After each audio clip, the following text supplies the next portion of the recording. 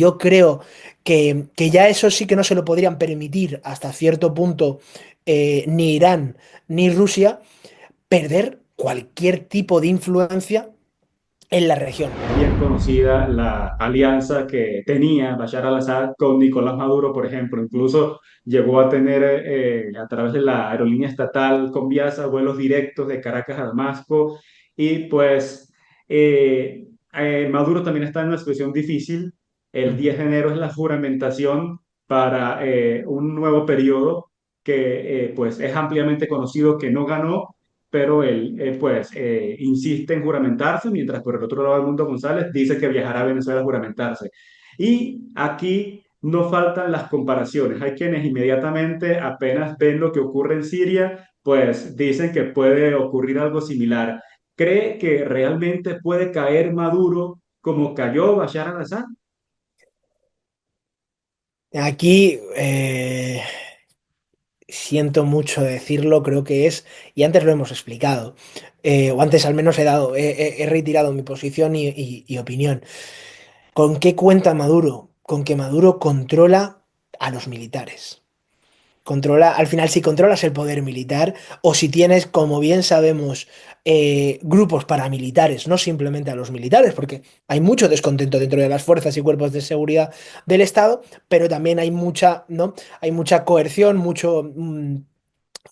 joder, diré la palabra, hay mucha presión sobre cabos, sobre militares rasos que se encuentran realmente presionados, ellos, sus familias, y no pueden hacer o deshacer todo como querrían. Ahí Maduro lo tiene muy bien controlado y me reafirmo, tiene a grupos paramilitares, sabemos que también tiene unas buenas líneas ¿cómo se dice?, de relación con el crimen organizado. Esto tampoco es ninguna noticia nueva y eso le ayuda a controlar el país de manera no solamente directa gubernamentalmente hablando, sino paramilitarmente hablando. Es decir, al final, si tú imperas el miedo en las calles, a pesar de que la población salga, si sale gente con ametralladoras, se empiezan a cargarse a personas indiscriminadamente, aunque todavía no se haya llegado a ese punto de una manera tan taxativa propiamente dicho, sabemos los secuestros, somos conocedores de varias formas que ha tenido el régimen de paliar, ¿no?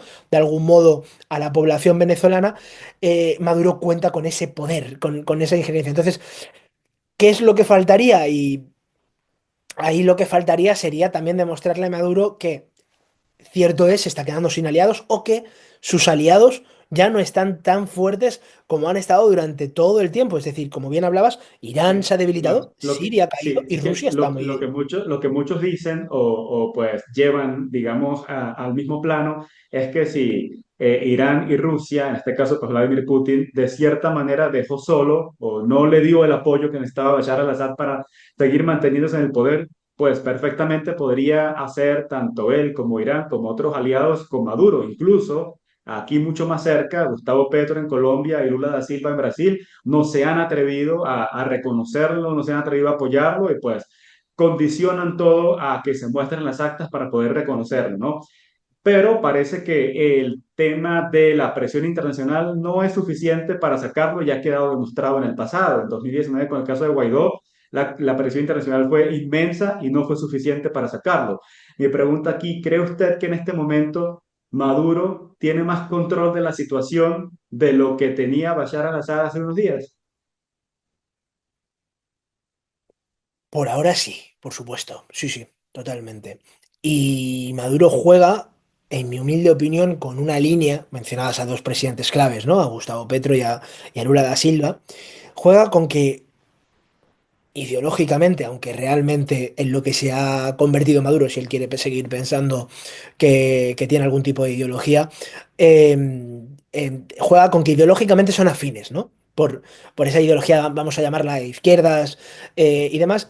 Y también luego están los balances de poder de Latinoamérica, que como bien sabemos, a todos los presidentes les gusta tener al máximo número de aliados o que el mapa de algún modo de todos los países latinoamericanos sea del color más afín a uno, ¿no? O sea, que haya el máximo número de países que tú sepas que ideológicamente van a tirar por una misma rama o función. Por lo tanto, Venezuela tiene demasiadas cosas buenas, tristemente, por la situación que vive. Me refiero a recursos naturales, como bien sabes, a una posición Claro. geoestratégica in- impresionante y es la que facilita, y yo creo que ya eso sí que no se lo podrían permitir hasta cierto punto ni Irán ni Rusia, perder cualquier tipo de influencia en la región. Me explico. Ellos han perdido Siria, ha sido un costo muy alto, que ya veremos cómo lo recuperan, porque ahora esto va a ser un declive del poder iraní en la región, evidentemente, pero ya si se empiezan a perder sus posesiones también en el exterior, se van cada vez a aislar más y yo no sé si esa es la mejor estrategia que pueden seguir. Y personalmente creo que, bueno, evidentemente, no. Y ahora mismo Venezuela es una mina, nunca mejor dicho, de oro, por no decir de muchos otros minerales y recursos Sí, naturales sí. que ostenta el país, para que Rusia pueda subsistir y para que Irán también en algunos términos pueda subsistir o controlar temas de precios del petróleo o controlar, es decir, al final es que todo lo que ofrece Venezuela es demasiado ambicioso para perderlo. También es verdad que que esto es la gran incógnita, que cuando tú miras las posiciones de Rusia y Venezuela, es la que más te preguntas. Me explico. Siento ser tan extenso, pero si tú eres Rusia y Venezuela y formas ese eje, ¿de acuerdo? Rusia, Venezuela, Irán, eh, Siria en este caso, etcétera, etcétera, tienes que ir mirando en el panorama internacional hasta dónde te puedes permitir o a quiénes puedes sacrificar, qué peones pueden ser sacrificados, Exacto, ¿no? claro. Y Siria han determinado que podía ser sacrificado y saben que va a ser un costo muy grande a medio plazo para volver a recuperar su fuerza. Pero la diferencia reside en que Irán, por ejemplo, está en la región, ¿no?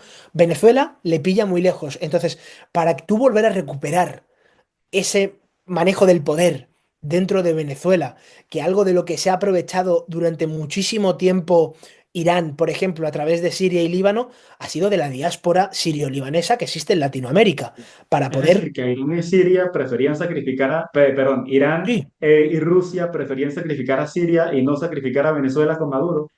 evidentemente ahora mismo, sí, porque si no se quedarían prácticamente sin socios realmente fuertes. O sea, Lula hemos visto que que en esta nueva etapa suya del gobierno es mucho más moderado, Sí, es más mucho más pragmático. moderado.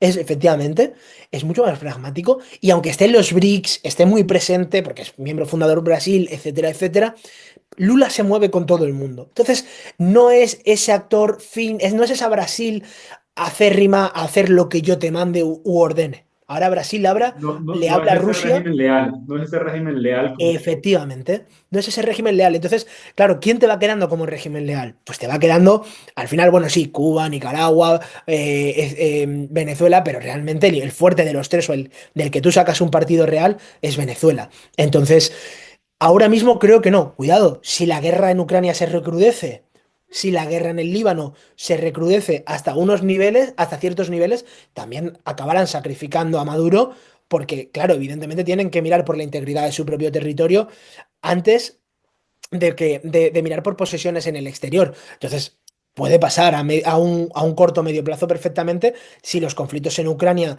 y Líbano se acaban recrudeciendo. Eso démoslo por hecho también, Bueno, cuidado. la prioridad para ambos están ahí, Claro, en está Ucrania y en su Líbano. propia integridad territorial, Sí, evidentemente. sí.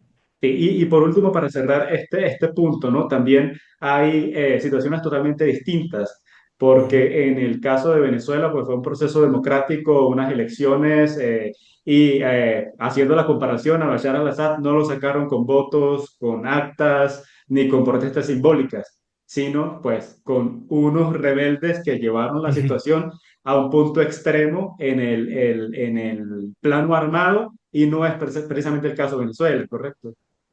Efectivamente, ese es el punto ahora mismo que determinaría cómo, o sea, no se trata de alentar a día de hoy que haya revueltas armadas en No, Venezuela, porque al final siempre también acabarían sufriendo sí, claro. tristemente el pueblo. Esa es la pena mayor. Lo que hace falta es una comunidad internacional igual más decidida a de verdad querer sacar a Maduro si de verdad se cree que evidentemente no ha ganado esas elecciones, como se sabe. perfectamente. Si las has ganado, demuestras, sacas las actas y no hubiera habido ningún tipo de problema. Eso yo creo que todos lo tenemos suficientemente claro. Entonces, el punto de Venezuela reside ahí, en diferencia, como bien comentabas, con Siria, ¿no? Reside en que a Bashar al-Assad lo hemos sacado con armas, lo hemos sacado al final por la fuerza, que diríamos, lo Sí. hemos sacado por la fuerza, porque no le ha quedado otra, y en cambio a Maduro, pues tuvimos ese momento, si no recuerdo mal, pues de Guaidó, Leopoldo López Sí, exacto. saliendo, intentando, pero claro, se quedó Claro, corto. y todo indica que no hay ese momento o esa fuerza por parte de la oposición para, valga la redundancia, sacarlo por la fuerza. Ahora mismo, si tú ves el plano de María Corina y Edmundo, ves a dos personas que tienen una gran fuerza popular, que tienen una gran fuerza democrática, que tienen una gran capacidad para poder verdaderamente, ¿no? Sacar Sí, pero no a, es a suficiente. Maduro por las urnas, pero claro, si él controla ese poder o llega a la comunidad internacional y de algún modo le da el aviso de o dejas que se levanten las actas o vamos a tener que levantar las actas nosotros, o sea, o se amenaza, es que es así de triste, pero o se amenaza de algún modo con la injerencia externa en el país, o no va a haber. Lo que pasa que si se amenaza con la injerencia externa, todos sabemos el discurso de Maduro, ¿no? Ya viene Sí, claro. el Estados Unidos, o ya viene Occidente, o ya vienen una vez más a, a intentar interceder en las cuestiones nacionales, ¿no? De un país soberano. Entonces, Sí, claro, ahí está el problema con ese discurso de que la comunidad internacional cada vez intenta, de algún modo, interceder menos en los intereses nacionales o internos de un propio país. El ejemplo es Ucrania. Sabemos todo lo que están sufriendo, sabemos todo lo que están pasando, pero no hemos enviado tropas. Al final, las tropas de externas que han llegado han sido voluntarios, reservistas, personas que se han anclado y han cogido un Kalashnikov, ¿no? Y se han ido al frente, pero no hemos mandado tropas como tal todavía a Ucrania, porque estamos intentando, a modo de comunidad internacional, cada vez generar menos conflictos por errores del pasado. Y ese es sí, el gran problema que también sufre, o que también se sufre desde hacia Venezuela en este caso. Entonces es un poco va a haber tiempo siempre para poder gritar o para poder quejarse sobre lo que pasa en Venezuela. Todavía queda ese 10 de enero, evidentemente, que va a tensar mucho la situación en el país, pero a pesar de todo, contra regímenes dictatoriales o sumen ellos a la población en una hambruna aún mayor de la que vive la población venezolana, que ya la propia población venezolana se revele de manera masiva y extensa, que no puedas pararlo, ¿de acuerdo? O entra la comunidad internacional. Y si no, ellos se van a mantener, saben que van a ser 5 o 6 meses más complicados y luego 3, 4, 5 años de tranquilidad absoluta.